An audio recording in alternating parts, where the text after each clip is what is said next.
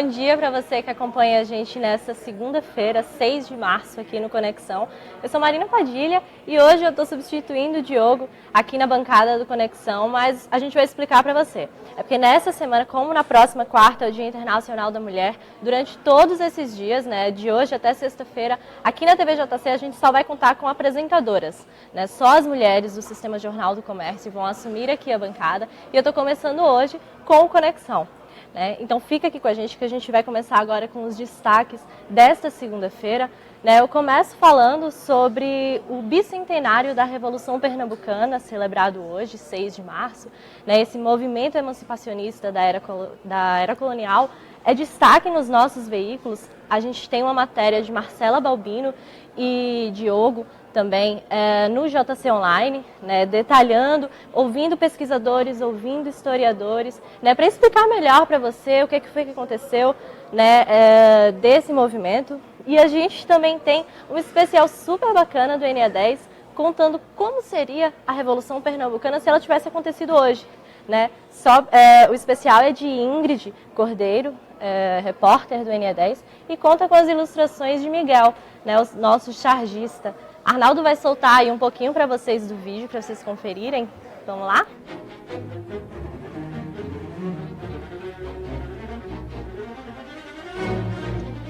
Todo o furdunço teve início em 1808, quando um tal príncipe regente de Portugal, vulgo Dom João VI, chegou com a família e meio mundo de gente no Brasil. Ele e a corte vieram fugidos e com o rabo entre as pernas de ninguém menos que Napoleão Bonaparte. Como praticamente o governo todinho foi transferido para as terras brasileiras, nada vem assim de graça, né? Então, ele mandou logo uma carrada de imposto para a galera pagar, até porque ele queria viver como realeza aqui também. O problema é que Dom João esqueceu de perguntar se a galera aqui ia querer pagar esse tudo de imposto para ele viver no bem bom. Foi aí que desembestou um monte de revolta no Brasil todinho e, é claro, que Pernambuco, o maior lugar que gosta de revolta e que você respeita, não ia deixar assim barato. Para piorar os ânimos, em 1816, uma seca braba atingiu a província dos Altos Coqueiros, e a galera começou a se arretar com Dom João porque eles estavam se ferrando para pagar imposto. Mas o dinheiro que é bom, aqui não aparecia, e é tudo lá pro Rio de Janeiro. Mas calma que o buraco é ainda mais embaixo. Como a gente sempre foi metido a intelectual, a ideia de se separar não ia vir assim do nada, né? Então a gente importou umas ideias aí de liberdade, igualdade e fraternidade dos franceses, que tinham acabado de tocar o terror com a corte lá e instaurado a república no país do croissant. Engraçado é que depois disso tudinho, veio Napoleão e construiu um lindo império que saiu conquistando Deus e o mundo, inclusive Portugal de Dom João, lembra? Só que deu ruim para Napoleão, que acabou preso na ilha de Santa Helena. Com isso, a família real voltou ao poder lá na França e a monarquia teve vez novamente. Mas aí você deve estar se perguntando, e o que Pernambuco tem a ver com isso? Ah, meu filho, tudo a ver. Enquanto essa treta acontecia na Europa, aqui estava aquela chateação toda e uns padres se juntaram com os donos de engenho e uns militares e decidiram que a hora era agora. O agora foi em 6 de março de 1817, exatos 200 anos, quando um boizinho chamado Barros Lima, de apelido descoladíssimo Leão Coroado, enfiou uma espada no chefe e declarou independência. Foi aí que a Revolução estourou. A galera tomou Olinda e Recife, instaurou um governo provisório e tudo mais. E o povo era até organizado, viu? Trataram logo de chamar outro boizinho arretado que ficou conhecido como Cruz Cabugá, esse mesmo daquela avenida lá em Santa Amaro, para ir nos States comprar umas armas e conseguir apoio dos americanos. Lá, onde hoje quem manda é Trump, Cabugá conheceu uma galera que estava meio deprê com o fato de Napoleão, o grande imperador, estar preso e teve uma ideia brilhante. Se eles tivessem apoio dos bestes de Napoleão, poderiam consolidar Pernambuco como país e assim trazer o maior imperador em linha reta do mundo para o mais novo top país do universo. Grande ideia, não? Enquanto Cruz Cabugá lá negociava, a galera aqui se adiantava. Conseguiram o apoio da Paraíba e do Ceará, inventaram a bandeira que a gente usa até hoje e o país cresceu de tamanho. Mas também vale ressaltar que Pernambuco era grandão já naquela época. Só que foi nesse momento que começaram os problemas. Foi juntando mais gente no comando do governo provisório e chegou uma galera que era tipo de virgem, queria manter o status quo, deixando inclusive a escravidão rolar. se opondo, é claro, à galera hippie meio pisciana que queria liberdade para geral, por exemplo. Com um grande fight entre a própria galera do movimento, Dom João resolveu atacar e aí foi bem mais fácil de pegar os territórios de volta. Ele mandou uns soldados pela Bahia e o povo da Marinha pela costa, e rapidão conseguiram retomar Pernambuco para o domínio português. Cabugá ficou com medo de ser preso e resolveu ficar lá pelas Américas do Norte mesmo. Mas alguns revolucionários não tiveram a mesma sorte e foram fuzilados. Pernambuco perdeu Alagoas, além de um pedação, que hoje é da Bahia. Depois disso tudinho, eu sei que você deve estar se perguntando: e quando é que Frei Caneca aparece nessa história? Então, ele era só um padre estagiário e estava mais era aprendendo para em 1824 encabeçar uma outra revolta, a Confederação do Equador. Mas essa aí já é outra história. Bom, a gente voltando aqui, vamos dar uma passada nos comentários para ver o que é que vocês estão falando aí com a gente. O Clênio Tadeu falou que revolução de verdade não existe mais, que povo sem luta é povo dominado. Né? O Beto Andrade, demais. Elinaldo Berto, dando bom dia aí pra gente. Valma Goretti elogiando também o vídeo, muito bom, realmente. Marta, tá bem bacana. A Marcélia de Jesus comenta que estamos precisando urgente de uma revolução em prol de uma reforma política. A Lia Silva, o Paulo Rufino, o Josimar Bache, todos eles dando bom dia, minha gente. Sejam bem-vindos também. A Cristiane Campelo elogiando, perfeito, tá muito bacana mesmo, a gente viu muita gente aqui elogiando, né, uma linguagem bem moderna, contando. Tem muita gente que fica um pouco confuso com a história, e daí já deram uma facilitada, você pode conferir no ne10.com.br, tá lá em destaque, tá? E agora vamos voltar para as notícias aqui, né, de polícia aqui no estado. A juíza Mirna dos Anjos, de Jaboatão dos Guararapes, ela determinou a transferência de 4 dos 5 suspeitos que foram presos responsáveis pelas explosões a banco na última semana no Cabo de Santo Agostinho. Essa matéria é destaque no blog Ronda JC. Né? Na ação, 5 suspeitos foram mortos pela polícia e outros 5 foram presos. Né? A juíza alega que esses 4 devem ser transferidos para o Rio Grande do Norte, de onde eles são, para uma prisão federal. Seria a prisão federal de Mossoró. Né? Ela alega que para a segurança da sociedade, tanto pelo risco deles fugirem, quanto também pela própria segurança dos suspeitos. Eles dizem que como eles não conhecem ninguém das facções da facção daqui de Pernambuco, eles podem acabar sendo mortos nos presídios daqui. Então ela solicitou à justiça que fosse feita essa transferência, né? A gente ainda não tem data, mas todos os detalhes estão no blog Ronda JC, você pode conferir, tá na manchete do JC Online, inclusive, para ficar mais fácil, você pode acessar lá.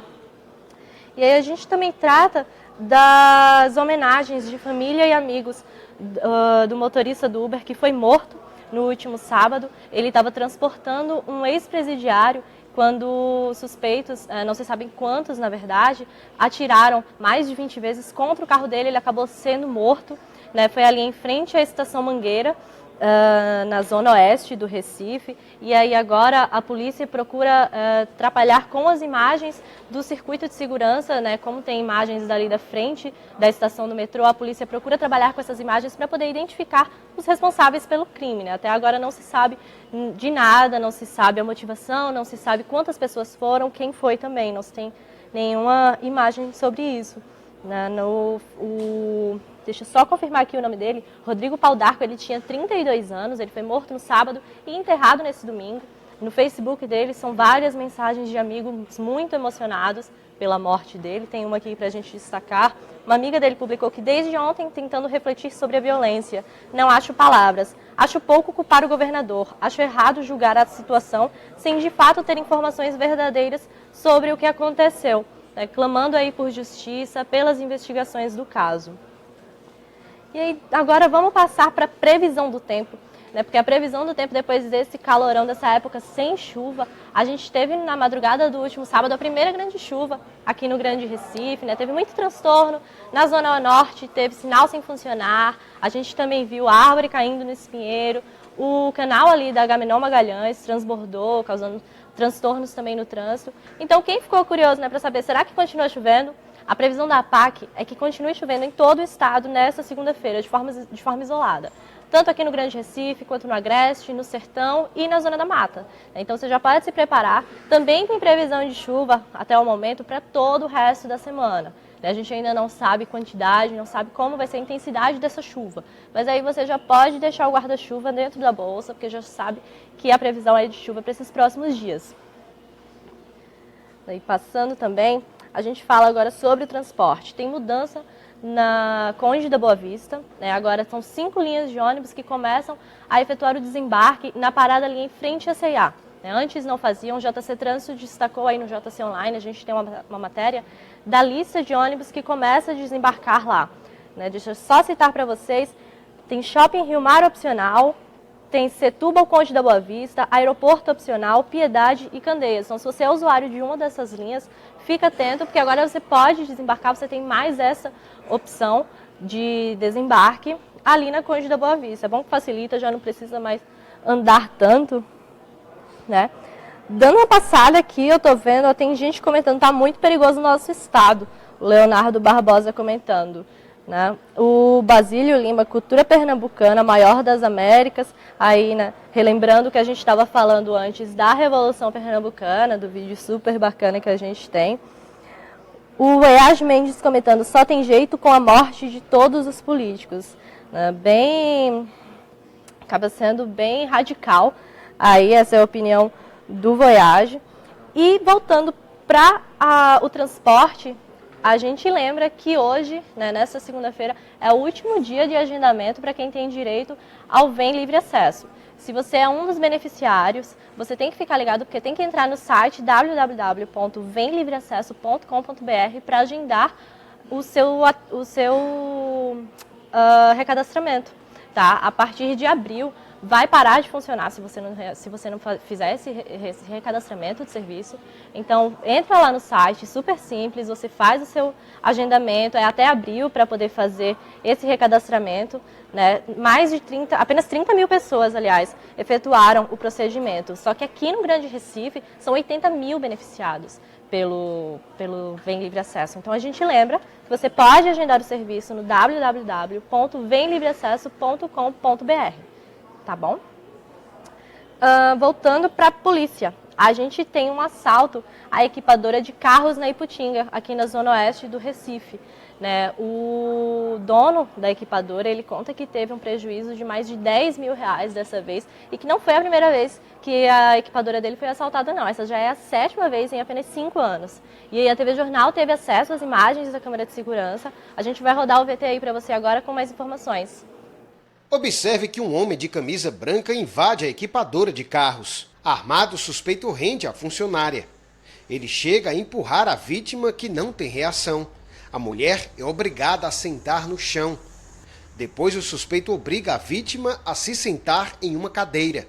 Repare que ele também se senta como se fosse um cliente e esconde a arma entre as pernas. O suspeito rouba uma CPU de computador, achando que no equipamento estão salvas as imagens das câmeras de segurança. Um segundo homem de camisa escura entra no estabelecimento e ajuda a roubar vários equipamentos de som. O assalto dura cerca de 5 minutos. O prejuízo do proprietário foi de mais de 10 mil reais. O roubo aconteceu às margens da BR-101, no bairro da Iputinga, no Recife. O dono da loja, que preferiu não mostrar o rosto, revelou que já foi roubado 7 vezes nos últimos 5 anos. Com ele, que eu lembro, já é a 2ª vez que ele vem assaltando a gente. Desde 2012 já sofri 7 assaltos. E em 2014 ele veio, me roubaram também. E agora, novamente, já virou rotina. A bandidagem está tomando conta do nosso país. E a gente fica assim, à mercê dos bandidos. Pronto, você viu aí as imagens, né? A gente estava até conversando aqui, como é difícil, né? O rapaz teve um prejuízo de 10 mil reais, recentemente ele já foi assaltado de novo, tá assim, se recuperando e sendo assaltado de novo. Né? O Basílio Lima, comentando sobre isso, falou aqui que está faltando governo em Pernambuco, ele deixou aqui nos nossos comentários. O Leóide Silva comenta também que os maiores ladrões são os políticos. É por isso que o Brasil não vai para frente, né? Nem o nosso estado e nem o nosso querido Brasil. Pessoal aí bem revoltado, deixando sua opinião. Se você tiver algum comentário, a gente convida você a participar também. Pode deixar seu comentário aí, participar do Conexão com a gente. E tem um outro vídeo para mostrar também, que ontem, né, no domingo, um rapaz, ele furou a blitz da Lei Seca e ainda atirou contra os policiais. né? Ele foi perseguido depois de ter matado um homem, né? Ele foi abordado na Blitz da Lei Seca, Arnaldo está colocando aí, a TV Jornal já destacou o caso, ele foi abordado pela Blitz da Lei Seca depois de ter cometido o crime, mas fugiu, atirou contra os policiais, né? Acertou ainda um tiro numa das motos dos policiais, mas nenhum dos policiais ficou ferido. Depois ele ainda caiu numa ribanceira e foi quando ele foi detido pelos policiais e foi preso. A gente tem aí também o vídeo da TV Jornal para mostrar.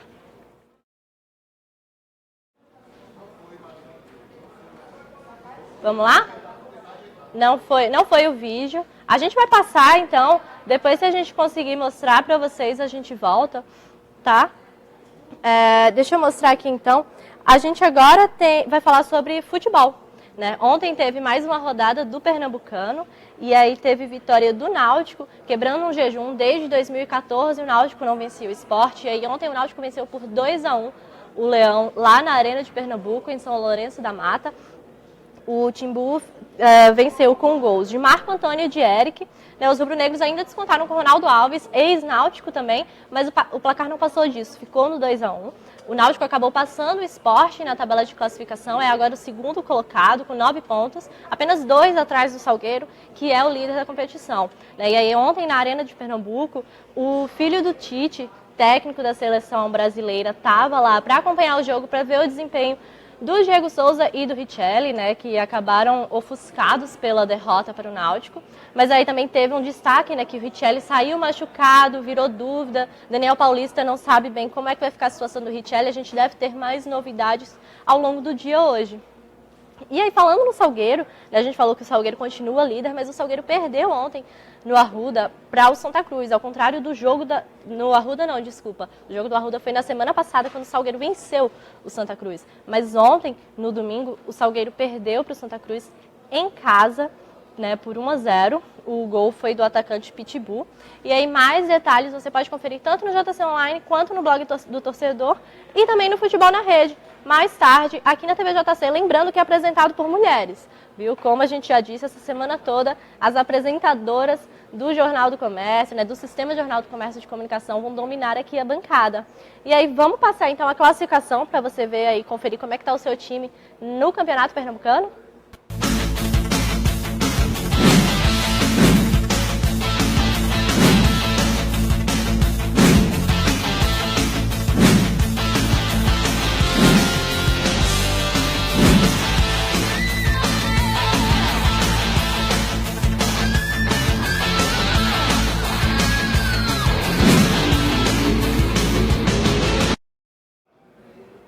Ó, gente comentando aqui, finalmente o Náutico venceu o Sport. Pois é, um jejum de 3 anos, na verdade, né? Desde 2014 que o Náutico não venceu o Sport.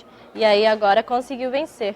A gente vai voltar agora, como prometido, para o vídeo lá de Aldeia do rapaz que furou a Blitz da Lei Seca. A gente teve um probleminha, mas agora a gente já pode exibir para você. Foi detido suspeito de atirar contra a polícia. Esse suspeito foi identificado como Josiano Pereira Cardoso, 27 anos. Segundo a polícia, tinha uma blitz lá em Aldeia, no quilômetro 10, ali na estrada de Aldeia, em Camaragibe. E aí chegou a informação para a polícia que estava nessa blitz de que os policiais, que um homem estava armado tentando matar outra pessoa. E aí a polícia foi atrás desse cara que estava armado, ok? Quando a polícia foi lá, chegou no local onde ele estava, foi recebida a bala. Você vê que um dos tiros pegou no retrovisor da moto que participava da Lei Seca, ó. Um dos tiros aí. Nenhum policial, felizmente, ficou ferido. O suspeito, ele machucou a cabeça ao cair em uma ribanceira durante a tentativa de fuga. Mas você vê que foi apreendido com ele aí um revólver 38 e no revólver a gente percebe que tem 2 munições intactas, não dá para ver se está pinada, e 3 deflagradas. Revólver 38 apreendido com ele, o caso foi para a delegacia.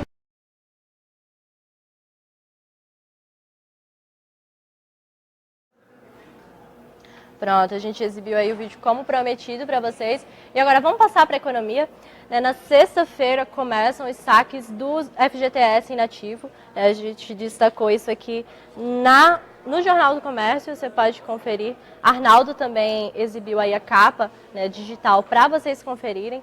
Os saques começam na próxima sexta, né, e vão do dia 10 de março a 7 de abril, para quem nasceu nos meses de janeiro e fevereiro, né? Então você, trabalhador que tem direito, fica ligado, porque começa na sexta-feira, não deixa para o último dia, tá bom? Vamos começar logo a fazer isso, vamos adiantar, porque a gente sabe que quando deixa para o último dia, né, as filas são maiores, o sistema sempre sai do ar quando é no último dia, então vamos correr com isso, né? A gente lembra que esse lote corresponde a 16% do total de pessoas que têm direito a esse benefício.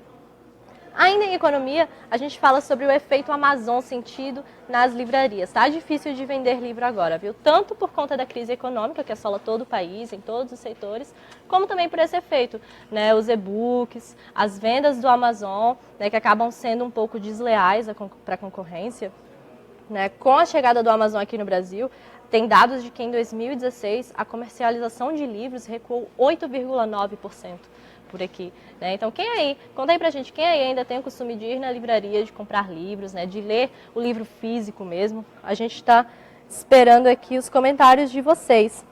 O João Apelino, passando aqui nos comentários, inclusive, ele comenta: esporte precisa de treinador, né? Que a gente falou aqui da derrota do esporte para o Náutico antes. Beth dando bom dia, Beth, bom dia para vocês que chegaram agora, né? A gente vai seguindo para a cultura. E nessa segunda-feira a gente destaca os 4 anos da morte do Chorão, que era o líder da banda Charlie Brown Jr.